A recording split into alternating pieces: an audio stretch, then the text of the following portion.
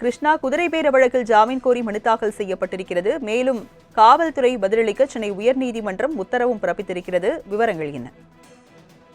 வணக்கம். குதிரை பேர வழக்கில் கைது செய்யப்பட்ட கார்த்திக், ரமேஷ் ஆகியோர் ஜாமீன் கோரி தற்போது சென்னை உயர்நீதிமன்றத்தில் மனு தாக்கல் செய்திருக்கிறார்கள். அவர் தாக்கல் செய்யக்கூடிய மனுவில் முதல் தகவல் அறிக்கையிலோ புகாரிலோ தங்கள் பெயரை இடம்பெறவில்லை என்றும் தங்களுக்கு எதிராக எந்த ஒரு குற்றச்சாட்டுகளையும் காவல்துறை கூறப்படவில்லை என்று தெரிவித்திருக்கிறார்கள். குதிரை பேரம் தொடர்பாக தாவேகா எம்எல்ஏ இளையராஜாவிடம் தொலைபேசி மூலமாகவோ வாட்ஸ்அப் மூலமாகவோ தாங்கள் பேசியதாக எந்த ஒரு குற்றச்சாட்டும் இல்லை.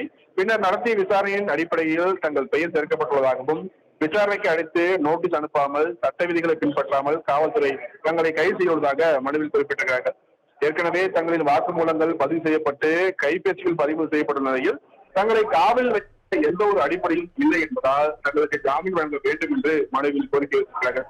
இந்த மனு நீதிபதி ஜி.கே. இளந்திரன் முன்பு விசாரணைக்கு வந்தபோது காவல்துறை தரப்பில் பதில் மனு தாக்கல் செய்ய அவகாசம் வழங்க வேண்டும் என்று தலைமை குற்றவியல் வழக்கறிஞர் ஜான் சத்யன் கோரிக்கை வைத்திருக்கிறார்.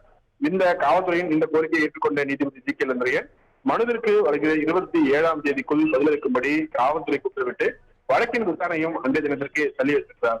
ராஜலட்சுமி, விவரங்களை வழங்கியதற்கு நன்றி கிருஷ்ணா.